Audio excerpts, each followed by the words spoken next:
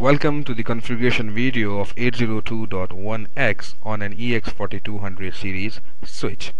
In this particular video we are going to see how we can go ahead and configure 802.1x on an EX4200 series switch.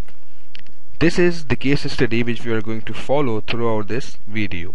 We need to configure 802.1x for authentication using the Radius server. EX4200 series is in this particular topology will be acting as an authenticator, which is basically a component of 802.1x. This particular host on the other side, which is basically a DHCP enabled host, is connected to GE0/0/22, and this particular port is going to be configured as 802.1x enabled port. We also have a DHCP as well as an authentication server, which is basically a Radius server. The IP address for this server is 1.1.1.1/24. Now, before going into the configuration area, let's go ahead and discuss the components for 802.1x. There are three major components for 802.1x. The first one is the supplicant. Now, what is basically a supplicant? Supplicant is a device which is actually trying to authenticate itself. The second component of 802.1x is the authenticator. Authenticator is the device which is actually forwarding the user credentials to the authentication server.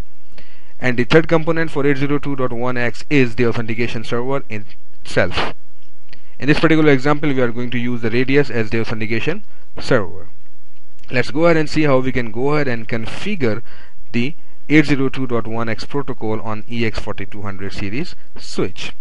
So this is the configuration area. Currently I am sitting at the shell prompt. From shell prompt I'll go to the CLI. From CLI I need to go to the configuration mode.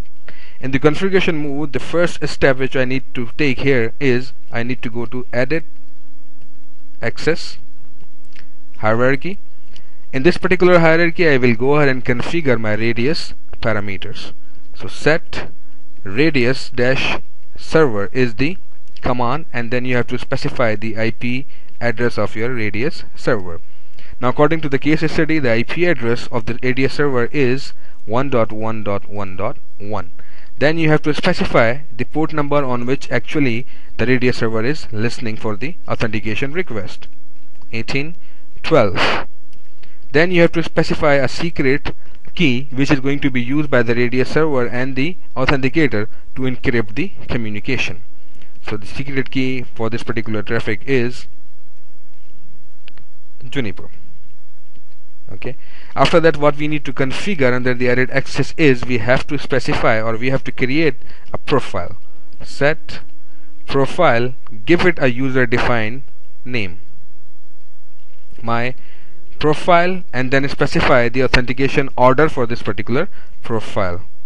Authentication order is only going to be the Radius. Okay. Then you need to specify that this profile will be using which Radius server.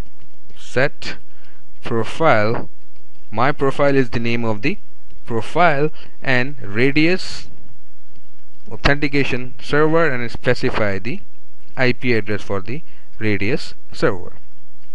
So these were the steps which we need to configure under the edit access hierarchy. Now we need to go to the edit protocols.1x authenticator hierarchy. Under this particular hierarchy we need to configure that this .1x protocol will be using which profile. So the profile which we have created under edit access hierarchy, we need to associate that profile with 802.1x protocol.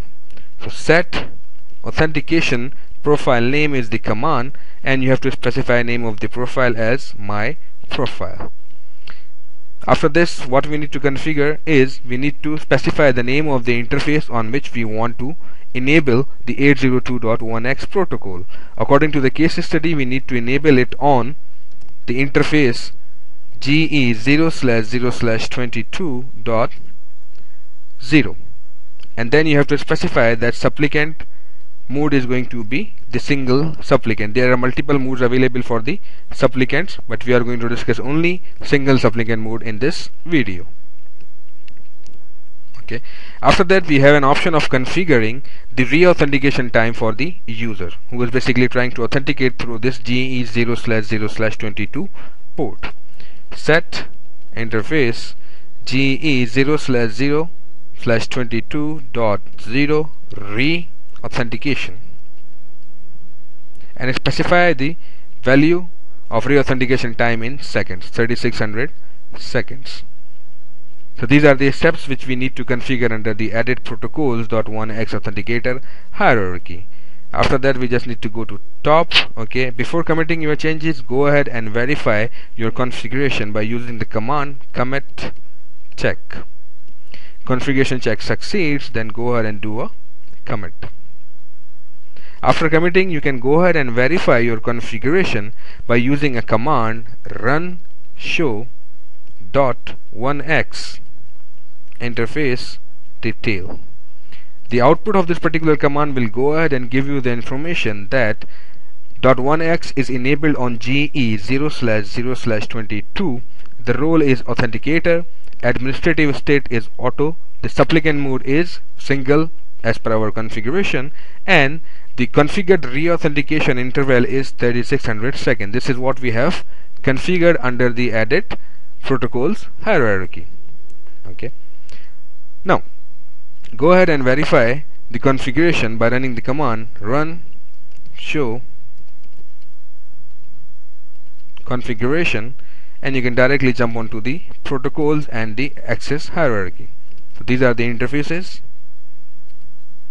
Okay, this is the place where you can see the configuration for your protocols. Added protocols.1x and the name of the profile which we created. Okay, the interface on which we have enabled the 802.1x with a single supplicant mode and with a re-authentication time value of 3600 seconds. Then we have the added access hierarchy where we have configured the radius server parameter. This is the IP address, this is the port number, and this is the secret key value. Then we have created a profile. Inside the profile we have specified the authentication order as radius, okay, and we have specified the authentication server IP address as 1.1.1. okay. The final configuration will be looking like something this in the video for your case study. So this is going to be the final configuration, the completed case study configuration. Protocols, under the protocol you have specified .1x, then you have specified the authenticator you have specified the name of the profile, then the name of the interface on which you want to enable 802.1x, then the mode of your supplicant as single, then re-authentication timeout value as 3600 seconds. Then under access hierarchy we have specified the radius server, port number, the secret key, the profile name, and the profile name has the authentication order as well as the IP address of the authentication server. I hope this has been informative for you, and I would like to thank you for viewing.